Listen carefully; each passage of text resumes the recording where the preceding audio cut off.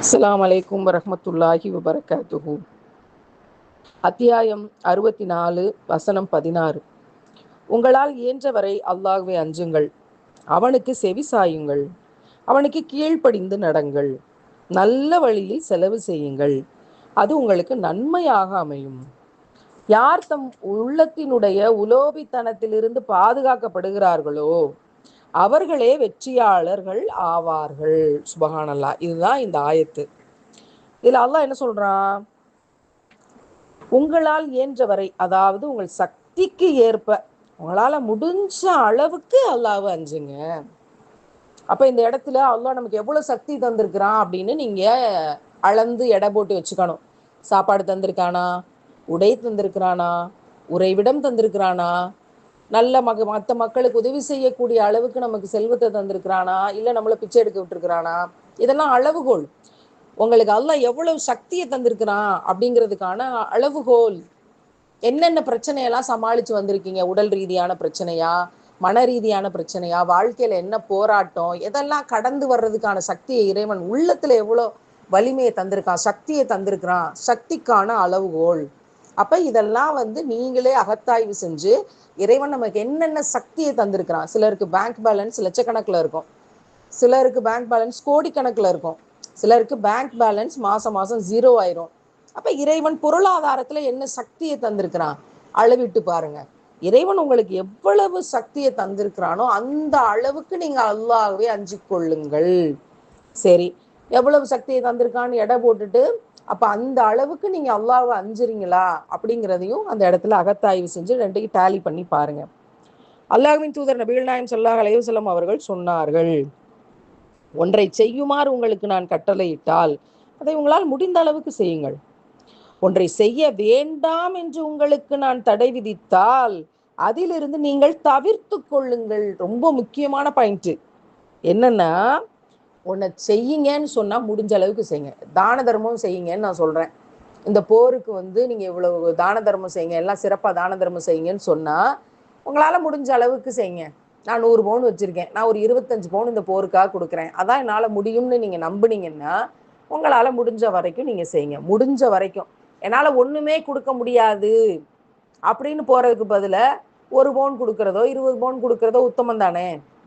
அதனால நான் ஒன்று செய்யுங்கன்னு சொல்லும்போது உங்களால முடிஞ்ச வரைக்கும் செய்யுங்க.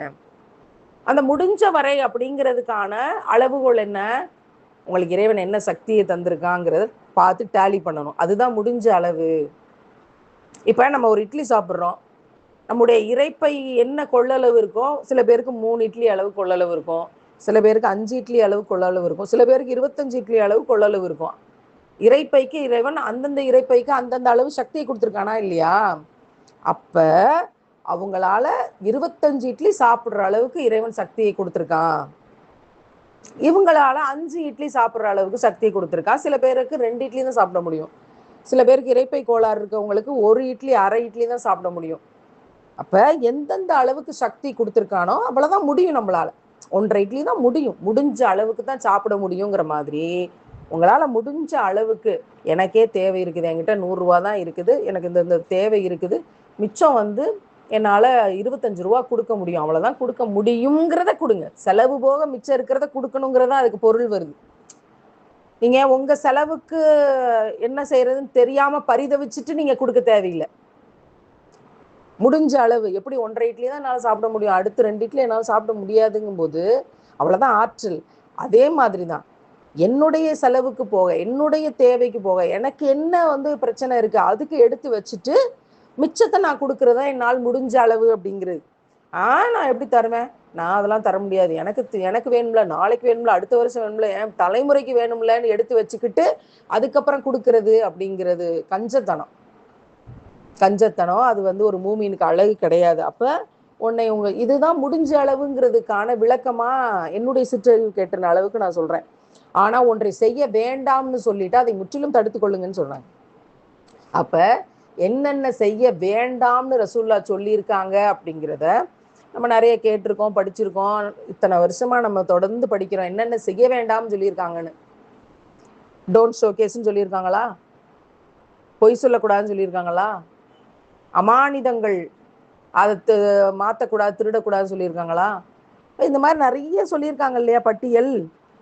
அந்த விஷயத்துல ரொம்ப கவனமா முற்றிலும் தடுத்து கொள்ளுங்க, செய்ய வேண்டாம்னு சொன்னதுல அப்படின்னு சொல்லப்படுது. அப்ப இதை இந்த வசனத்தோட ஒப்பிட்டு இன்னொரு வசனம் சொல்றாங்க. ஆல் இம்ரான்ல, இறை நம்பிக்கை கொண்டோரே நீங்கள் அல்லாஹ்வை அஞ்ச வேண்டிய முறையில் அஞ்சுங்கள். அத்தியாயம் 3 வசனம் 102. இதுக்கு சயீத் பின் ஜுபைர் ரஹ்மத்துல்லாஹ் அவங்க விளக்கம் அளிக்கும் போது என்ன சொல்றாங்கன்னா, இதை செயல்படுத்துவது மக்களுக்கு சிரமமாகிவிட்டது. இந்த வசனத்தை வாழ்க்கையில செயல்படுத்துறது மக்களுக்கு கஷ்டமாயிடுச்சு போல. மக்கள் தம் பாத நரம்புகள் எல்லாம் வீங்கும் அளவிற்கும் நெற்றிகள் எல்லாம் கொப்புளமாகும் அளவிற்கும் இரவில் நின்று வழிபட்டார்கள். அப்போதுதான் உயர்ந்தோன் அல்லாஹ் இந்த வசனத்தை இறக்கினான், முஸ்லிம்களுக்கு சட்டத்தை எளிதாக்கினான். உங்களால் இயன்றவரை அல்லாஹ்வை அஞ்சுங்கள், முடிஞ்ச வரைக்கும் தொழுங்க. கால் வீங்குற அளவு தொழுக தேவையில்லை, நெத்தியெல்லாம் கொப்புளமாகிற அளவு தொழுக தேவையில்லை. கால் லேசா வலிக்கும் போதே உட்காந்துருங்க, நெத்தி சூடாக ஆரம்பிக்கும் போதே உட்காந்துருங்க. அது கொப்பளமாக வரைக்கும் நீங்க நிக்க தேவையில்லை, அந்த அளவுக்கு நீங்க போக தேவையில்லை. அப்ப நம்ம கால் எவ்வளவு நேரம் நிக்க முடியும்? ஒரு 1/2 மணி நேரம் நிக்க முடியுமா? 1/2 மணி நேரம் நின்று தொழுங்க.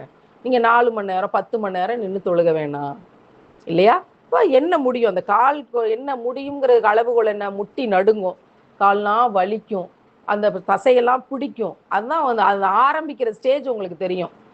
அதுதான் முடிந்த அளவு. அப்ப அல்லாஹ் இயன்ற அளவு, முடிந்த அளவுங்கிறத இங்க வச்சான். அப்ப முதல்ல நம்ம மனுஷனாக இருக்கிற நம்ம என்ன தெரிஞ்சுக்கணும்னா, நமக்கு எது முடிகின்ற அளவு.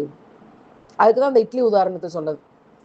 நம்முடைய இறைப்பையின் கொள்ளளவு, நம்முடைய வாழ்க்கையினுடைய தேவை அளவு, அது நம்மளால முடிந்த அளவு அப்படிங்கிறது. அதுதான் இறைவன் சொல்றான். அப்போ இறைவனுக்கு செவிசாயுங்கள், அவனுக்கு கீழ்ப்படிந்து நடங்கள்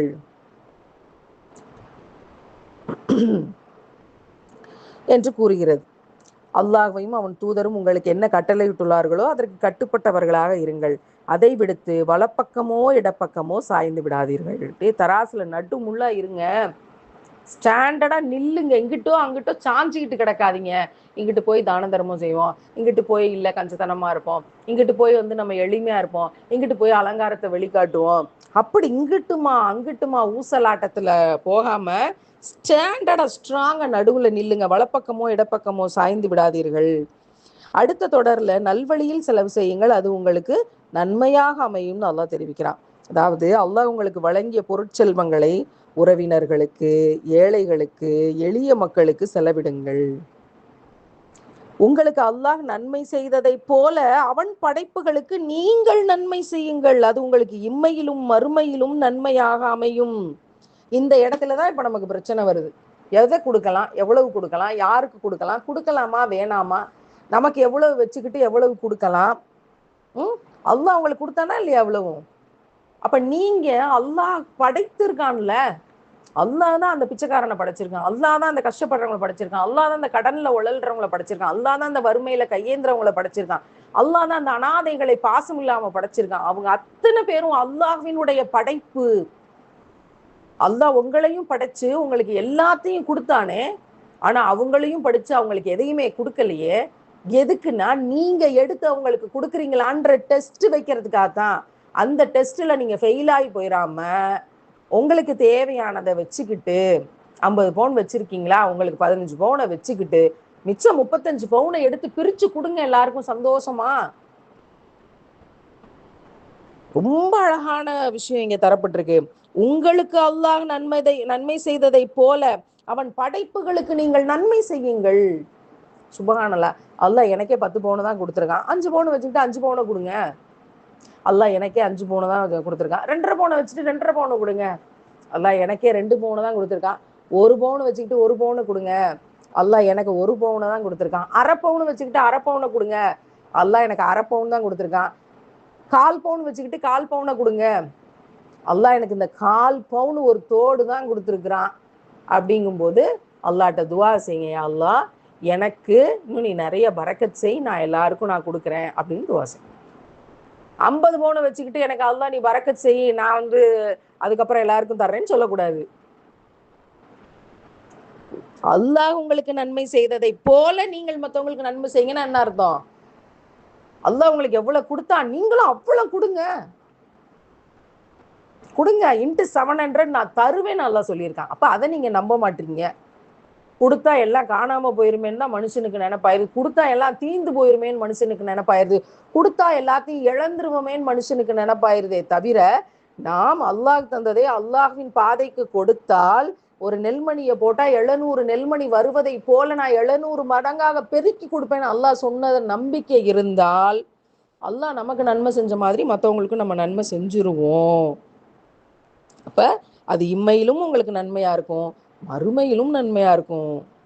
இம்மையில நன்மையா இருக்குங்கிறது கண்ணில் பார்க்குறோம், ஆனா கண்ணில் பார்க்காத இனிமே தான் நடக்கும் அப்படிங்கிறதுல நம்பிக்கை கொள்றதுதான் உண்மையான ஈமான். யார் தம் உள்ளத்தின் உலோபித்தனத்திலிருந்து பாதுகாக்கப்படுகிறார்களோ அவர்களே வெற்றியாளர்கள். உலோபித்தனம்னா என்ன? கஞ்சத்தனம். சிரிப்பா வருது. உலோபித்தனத்திலிருந்து பாதுகாக்கப்படுவார்கள். நமக்கு என்ன வரும்னா, எடுத்து கொடுக்கணும்னு நினைப்பு வரும்போது தான் கஞ்சத்தனம் வரும். அது எனக்கு வேணும்ல, கொஞ்சமா கொடுப்போம். அப்ப நிறைய கொடுக்கணும்னு நினைக்கிறவங்க வெற்றியாளர்கள் ஆயிடுறாங்க. கொஞ்சமா எடுத்து கொடுப்போம் அப்படின்னு நினைக்கிறவங்க உலோபித்தனம் கொண்டவர்களா தோத்து போயிடுறாங்க. அள்ளி கொடுப்போம்னு நினைக்கிறவங்க வெற்றியாளர்கள் ஆயிடுறாங்க. கிள்ளி கொடுப்போம்னு நினைக்கிறவங்க உலோபித்தனம் கொண்டு தோல்வியாளர்கள் ஆயிடுறாங்க. அதனாலதான் நபிகள் நாயகம் ஸல்லல்லாஹு அலைஹி வஸல்லம் அவர்கள் நாம் உயிரினும் மேலாக நேசிக்கும் முத்தம நபி அவர்கள் அன்னை ஆயிஷா அவர்களுக்கு கற்பிச்சு கொடுத்தாங்க. நீ கிள்ளி கொடுத்தா அல்லாவும் உனக்கு மறுமையில கிள்ளி தான் நன்மையை கொடுப்பான், நீ அள்ளி கொடுத்தா அல்லாவும் அள்ளி கொடுப்பான்னு சொன்னாங்களே.